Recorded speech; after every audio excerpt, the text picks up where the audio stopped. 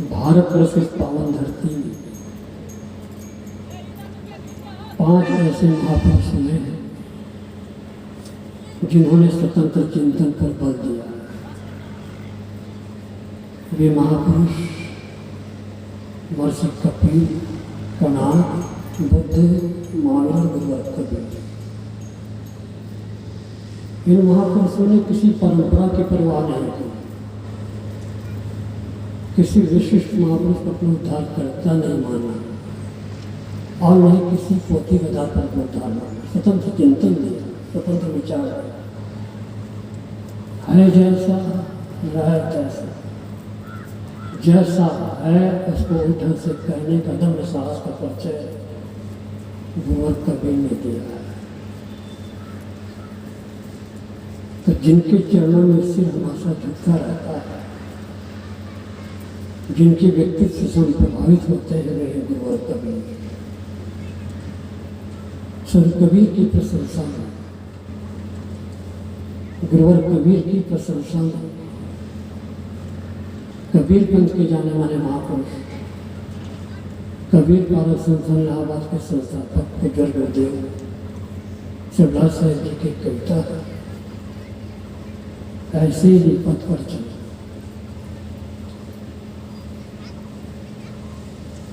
सत्य का संदेश तुम जग को दियो, कर सका कोई नहीं वैसा की। तुम लहजे में न करना बात सीखी, कह दिया सच सच भले ही लगे तीखी। सत्य की रहनी तुम्हारी थी अनोखी, इसलिए तुम कह सके थी बात चोटी। तुम किसी भी पक्ष में चिपके नहीं थे, इसलिए निर्णय तुम्हारी सब सही थी। धूल भी तुम पर उड़ाई हो गई है, पर तुम्हारी रोशनी बढ़ती नहीं है। तुम तरासे गए हीरे के तरीके, पर तुम्हारे सभी पहलू दूत दिखे। व्यक्तित्व भी ऐसा तुम्हारा था निराला, सभी ने ही रीझ तुम पर दृष्टि डाला। निर्गुणी केवल नहीं वैष्णव विरागी, सब तुम्हारे ज्ञान धन की दाय भागी। सांप्रदायिक बंध जितने ही छटेंगे, मान्यताओं के प्रबल बंधन कटेंगे। उते ही नित निकट होंगे हम तुम्हारे, जिते दिन बीते लगोगे नित्य प्यारे। ब्रह्म सत निर्वाण राम रहीम सारे, सत्य के पर्याय हैं निज रूप न्यारे। कस्तूरी कुंडल वसे तुमने बताया, आप ही में मस्त होना है सिखाया। जिंदगी की दौड़ तुमने मिट डाली, जिंदगी की दौड़ तुमने मिट डाली। कर दिया विश्रांति जीवन में निवास, जन्म जन्मों की पिपासा हुई तर्पित। तेरी यादों में सुमन श्रद्धा समर्पित, तेरी यादों में सुमन श्रद्धा समर्पित। बोलिए सदगुरुदेव की जय।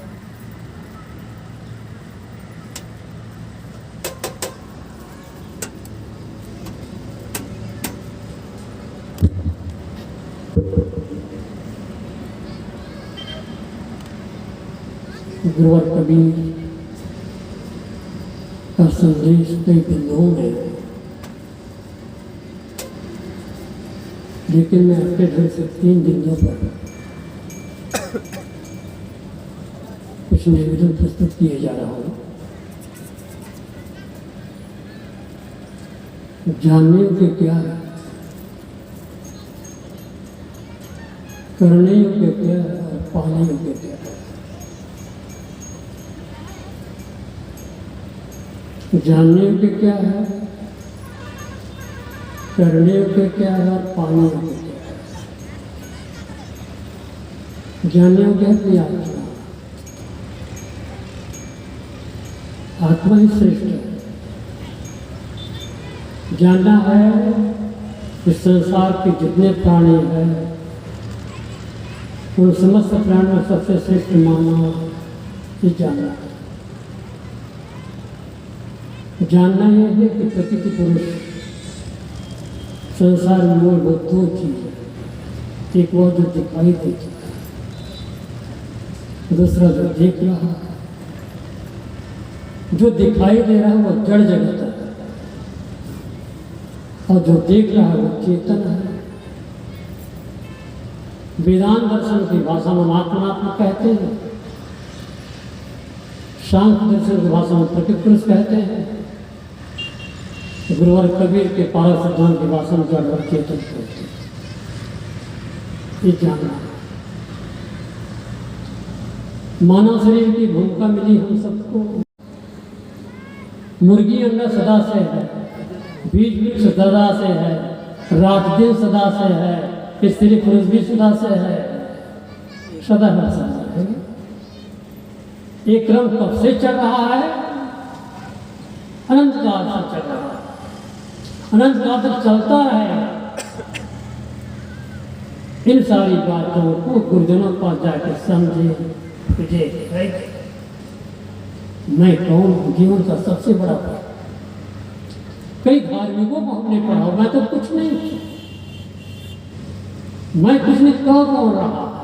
कभी सोचा कि ध्वनि विस्तारक यंत्र के द्वारा मेरी आवाज आपके कान तक जा रही है, आप सुन रहे हैं। जहां से दूर बैठे होंगे वो भी मेरी बात सुनते होंगे, अगर वो गलत हो। सारे शास्त्रों संपादन, विज्ञान की कला कौशल की उपलब्धि, ईश्वर गुणागार परमात्मा की कल्पनाएं कौन करता है? जीव ही करता है। शिवराज साहब जी कविता पर याद आती है, वेद शास्त्र पुराण गुरवाणी जहां तक, जीव ही की देन है प्रज्ञा तहां तक, ज्ञान व विज्ञान का शोधक यही है, विश्व के सारे विषय बोधक यही है। ब्रह्म ईश्वर देवताओं का सजेता, प्रकृति गुण शक्ति सीमा पर विजेता, जीव के संतुल्य केवल जीव ही है, अखिल मानव सृष्टि का भी है। जीव जब तक कामनाओं में फंसा है तभी तक वह विवस्थाओं में ग्रसा है, कामनाएं से सुख जाती जगी है, जीव ही ऐसी हो जाता है। सारी कामनाएं छूट गई, जीव शिवत में पहुंच गया, स्थिर हो गया। इंद्रियों के भोग जितने ही बढ़ेंगे, चाह की अग्नि उतने ही पड़ेंगे। इस दशा में शांति के दर्शन कहाँ हैं? कामनाओं की जलन ज्वाला जहाँ है। दृष्टि मेरी वायतम ऐश्वर्य पर है, पर न अंतर तब कभी जाती नजर है। हम सदा सत ही बने हैं जिंदगी में, कर सके अर्पित न जीवन बंदगी। बाहर की वस्तु दौड़ने पर मिलती है, अच्छी तरह नोट कर लो आपको। पूरी दुनिया के किसी कोने में आप चले जाएंगे, आंख से देखने के लिए रूप मिलेगा, कान से सुनने के लिए शब्द मिलेगा, जीभ से चखने के रस मिलेगा, त्वचा स्पर्श, नाक से सुनने गंध। ये विषय इंद्रियजन्य विषय सब बाहर से मिलते हैं। यही सारे संस्कार, देखने सुनने चखने भोगने के संस्कार एक शरीर से दूसरे शरीर में जाने में सहायक है। इन्हीं सारे संस्कारों को समाप्त करने के लिए सत्संग किया जाता है। अभी आप सत्संग की महिमा सुन रहे थे, सत्संग सत्य है क्या? सत्य है क्या? सत्य वो जो दिखाई दे रहा है वो भी सत्य है, और जो देख रहा है वो परम सत्य है। सन 1981 में वहाँ प्रवचन चल रहा था। गुरुदेव शिवराज साहब इस विषय पर बोल रहे थे कि सत्य क्या है। तो जो दिखाई देता वो सत्य है, जो देखना वो सत्य है। तो एक साधक ने कहा, साहब जो दिखाई देता है जड़ वो भी सत्य है और चेतन भी सत्य। जब दोनों सत्य तो चेतन की क्या विशेषता होगी? साहब थोड़ी देर मौन। फिर उन्होंने कहा कि हाँ तुम्हारी पकड़ सही है, चेतन के परम विशेषण लगाया जा सकता है। जड़ तो सत्य है लेकिन चेतन परम सत्य है। बहुत गहराई से चिंतन की बात। जिस धरती तल पर आप बैठे हम और आप, इस धरती ने कहा कि मैं मिट्टी हूं, कभी कहा जिसके प्रकाश से पूरी दुनिया आलोकित होता है, सूर्य भगवान। सूर्य ने कभी कहा कि मैं सूर्य हूं। मिट्टी, पानी, आग, हवा का नामकरण भी हमने किया, पदार्थों का गुणधर्म का विश्लेषण हम कर रहे हैं। और कई लोग कहते हैं मैं कुछ नहीं, मैं कुछ नहीं। तो जो परम सत्य है, चेतन है, वो अविनाशी है। इन्हीं सारी बातों को गहराई से समझने का प्रयास करें सत्संग। तो मैंने प्रथम बिंदु कही कि जानने के क्या है, जानने को अपनी आत्मा, प्रकृति जगत का दृष्टा, चेतन, जीव अविनाशी।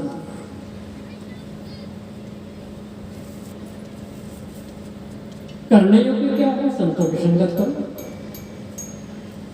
संतों की संगत सब कहां चले जाते, कई जन्मों का संस्कारी व्यक्ति वही संतों के पास जा पाते। संत महापुरुषों वाणी सुनो, बिना संग के सही बोध नहीं मिल सकता। गुरुजनों के पास जाओ, दौड़ के जाओ, फिर पारकी संत मिल जाए तो आपका सौभाग्य समझो। परको परको परको। सत्संग की जहां तक बात आती है, बौद्धिस्ट है, महानास्तिक, इनके पास क्या जाना है। न राम मानता, नहीं मानता। ये कबीर पंथी है, कबीर राम रहीम कुछ नहीं मानता, इनके पास क्या जाना है। बहुत ही घटिया कोटि की चिंतन है कोई अगर ऐसा सोचता है। मैं कहता हूं सब जगह जाओ, चाहे जिस किसी मतपंथ का सत्संग हो जाओ, रामानंद का सत्संग हो जाओ, राधा स्वामी सत्संग हो जाओ, कृष्ण भगवान के सत्संग हो वहां जाओ, महर्षि में ही परम तत्व संत मत का सत्संग जाओ, कबीर पंथों से सब जगह जाओ। लेकिन याद रखना, सुनिए सबकी निवेदियत, सबकी बातों को सुनो, निर्णय करने की क्षमता खुद रखो, तो क्या कुछ है। बस जो कोई कहता मानते चले जाओ, नहीं, विवेक कीजिए आप कि कहाँ से सत्य है। उसी कम करते पारक। कुछ लोग कहते पारक कहाँ से गला आ गया, पारक कहाँ से आ गया, कहाँ से आ गया। कहने के तरीके ही गलत है। पारक आपका स्वरूप है। जब हम और आप किसी दुकान में जाते हैं कोई सौदा लेने के लिए, जब हम किसी दुकान में जाते हैं सौदा लेने के लिए, जीवन से संबंधित कोई पदार्थ वस्तु खरीदने के लिए, दुकानदार कहते हैं कि सामान सही है, ले लो, तो ले थोड़ी लेते हैं। बड़ी बात से जांच पड़ताल करते, छानबीन करते, माल सही है कि नहीं। और जब तक हमको सही नहीं जल जाता तब तक हम खरीदते नहीं। जब तक हमारे विवेक से सही नहीं जल जाता तब तक हम खरीदते नहीं। इसी कहते हैं माल सही है कि नहीं हमारे स्वतः विवेक की खोज। न हमारे गुरुजनों ने बताया, न हमारे माता पिता ने बताया कि सही परख करके लाना, खुद की शक्ति यही पारक बिन परिचय ने बिन सत्संग ज्ञान, भूल मिले गुरु मिले पार की पारक दे लगाई, पवन कबीर भूल की औसत पारक सकती। संतों की संगत करने से दिशा मिलती, शिक्षा मिलती, प्रेरणा मिलती। करने योग्य क्या है, संतों की संगत करो। और सबसे बड़ा काम तृष्णा का क्षय। कुछ ऐसे मतपंथवादी जो कहते हैं कि आत्मा नाम की कोई चीज नहीं, आप भी रहते हैं, आपको भी हम। कुछ लोग ऐसे हैं जो कहते हैं आत्मा चेतन जीव नाम को कोई चीजें नहीं है। कुछ लोग ऐसे भी कहते हैं जड़ नाम की कोई चीज नहीं, सब जगह जीवे जीव है, सब जगह जीवे जीव है।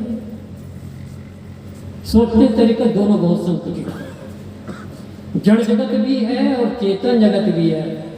गुरुवर कबीर इस पंक्ति को याद करें आप, एक है काल सकल संसारा, एक नाम है जगत प्यारा। गुरुवर कबीर ने हमें संदेश दिया, एक है काल सकल संसारा, एक नाम है जगत प्यारा। जगत प्यारा, काल कहते मौत, एक है काल कहते कल्पना को। मौत और कल्पना में संसार के सारे प्राणी मिटे चले जा रहे हैं। लेकिन साहब तो एक नाम है जगत प्यारा, जो संसार के सारे लोगों को प्यारा है। ईसाइयों को ईसा प्रिय है, मुसलमानों को मोहम्मद साहब प्रिय है, बौद्धिस्टों को बुद्ध प्रिय है, जैनियों को महावीर स्वामी प्रिय है, सिख वालों को नानक प्रिय है, कबीरपंथियों को कबीर प्रिय है। सब कहते एक नाम है जगत प्यारा, संसार के सारे लोगों को जो प्यारा है वो। व्यवहारिक जीवन में पत्नी कुछ दिनों के प्यारी होती है, पति प्यारे होते हैं, बच्चे प्यारे होते हैं, रुपये पैसे धन दौलत सम्मान प्रतिष्ठा प्यारे होते हैं, लेकिन सदा प्यारे सबके लिए प्यारे आपकी आत्मा है। आत्मा सबसे सर्वोपरि है। अभी मैंने कहा था वेद शास्त्र पुराण गुरवाणी जहाँ जीव ही की देन है प्रज्ञात हाथ, ज्ञान व विज्ञान का शोधक यही है, विश्व के सारे बोधक सारे वो है आत्मा। एक जगह अचानक याद आ गया, कह देता हूँ मैं। काठमांडू की बात है, मैं गया था, समय समय से जाता रहता हूँ कभी कभी। पता चला कि जयनारायण जी का इस समय विपश्यना केंद्र चला है, ध्यान से चल रहा है। उनके दर्शन करने के लिए चलना चाहिए। मैंने कहा भाई समय नहीं जा सकता। जो भक्त मुझे घुमाने ले गए वो कहता है कहाँ से ऐसा संयोग पड़ता है, साहब आप इंडिया से आए हुए, आप ही चलिए दर्शन कर लेंगे। चले गए, उनके दर्शनार्थ हम जब गए तो जो मिलने का समय था खत्म हो चुका था। फिर उन्होंने कहा कब आए, कल समय इतना समय आ जाएगा, समय दे दिया, हम अगले समय पहुंच गए। जब पहुंच गए हम उनके कक्षा निवारण करेगा कौन, मैंने ऐसा पूछा। दुख है, दुख का कारण तृष्णा है, निर्णय कौन दे रहा है? दुख का कारण क्या है, खोज कौन रहा है, और उसका निवारण करेगा कौन? मैंने ऐसे पूछा। एकदम आक्रोशित हो गए, चेहरा लाल लाल। तो उन्होंने बड़े उपेक्षात्मक दृष्टि से ऐसे हाथ हिलाते हुए कहा, क्या किसी पिछी बातों में लगेंगे? वही जीव कहलाना चाहते हैं, जीव कहलाना चाहते हैं। छोड़िए और आइए यहाँ हमारा शिविर अटेंड कीजिए और मन को देखिए, मन को देखिए, मन को देखिए। मन को कौन देखेगा? मन का भी कोई दृष्टा है? मन तो एक आभ्यासिक समूह है, मन को वैसे पदार्थ है, लेकिन मन का जो दृष्टा है कोई होगा, कोई देखने वाला होगा तब ना देखेगा। काफी आक्रोशित हो गए। इतने जो मिलने के समय था बीत गया, घंटे लगे हम लोग लौट आए। यहीं पर गुरुवर कबीर की वाणी याद आती है। कुछ ऐसे विचारक जो कहते जीवना में कोई चीज ही नहीं है, ऐसे भी विचारक कहीं जड़ नाम की कोई चीज ही नहीं है। गुरुवर कबीर का पारक सिद्धांत निर्देश करता है कि जड़ जगत भी है, चेतन जगत भी है। जड़ जगत जो दिखाई देखने सुनने चखने बोलने माता है, भोगों की ललित कहानी शाश्वत से चली आई है। इस मृग तृष्णा के जल में सबने धोखा खाई है। सुख ढूंढ रहे तुम वन में, गिर गहवर के कंदर में, पर नहीं पता तू पाया वह है तेरे अंदर में। तेरे ही अंतस्थल में सुख सागर लहराता है, पर तू विपन्न होकर दर दर ठोकर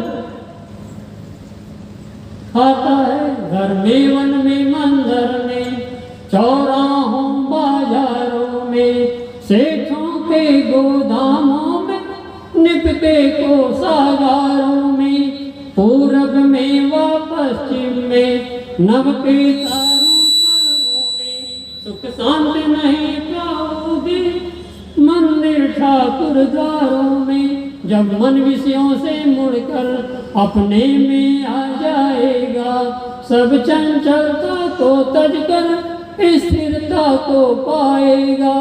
तब सुख का स्रोत खुलेगा, जो है अनंत अपने में, इसको पाकर फिर मन को नहीं होगा दुख सपने में।